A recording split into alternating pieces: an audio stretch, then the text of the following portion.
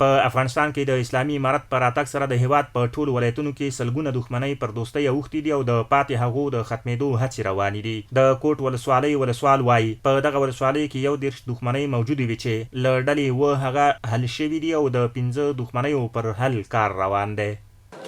عزتمندو دلته تقریبا چې ټول 11 دښمنۍ وي چې هغه کې مړي شوي او څوک یې دوه طرف نه شوي او څه یو طرف نه وو. هغه کې تقریبا چې 7 دښمنۍ داسې دي چې هغه حل شوي دي او د هغې دعا وشوله او هغه کې مسؤلین ملګرو هم برخه اخیستې وه. هغه دښمنان سره د دوستۍ په ټغر باندې کېنول شو. بیا دې دپاره موږ یو د ولسوالۍ په سطحه یو کمیسیون جوړ کړ چې هغه کې علما دي، قومي مخور دي.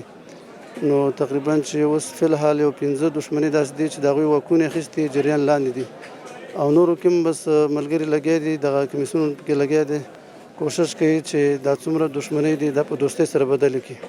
د کوټ ولسوالۍ قومي مخبر وایي د امارت په راتګ سره په ولسوالۍ کې ډیری هغه کورنۍ چې مخکې به د یو بل د وینو تږې وي اوس د مینې، ورورولۍ او خوشحالۍ ژوند کوي. هغه بدۍ چې هغه حل شوي دي په دغه اختر کې به زه داسې درته ووایم چې د هغې کورنۍ یو زنانه ماشومان یو بل کره ته لاړل، د ژړا یا د خفګان نه یا د خوشحالۍ نه، خو د خوشحالۍ نه د هغو په سترګو کې اوښکې را روانې وي او یو بل ته یې مینه ورکوله، یو بل ته یې محبت ورکوه. د دې ولسوالۍ نور اوسیدونکي له مسؤلینو غواړي چې د کوټ ولسوالۍ کې پاتې شخړې، ناخوالې او بدۍ ژر تر ژره حل کړي. امارت راتلو سره انشاءالله ډېرې بدۍ او ډېرې ناخوالې پای ته رسېدلي او موږ غواړو چې نورې دا بدۍ او ناخوالې هم پای ته ورسیږي. انشاءالله مشران په دغه کې هڅو کې روان دي او مشران هڅه کوي چې دا ټولې بدۍ ناخوالې دا ټولې پای ټکي ورته کېږي.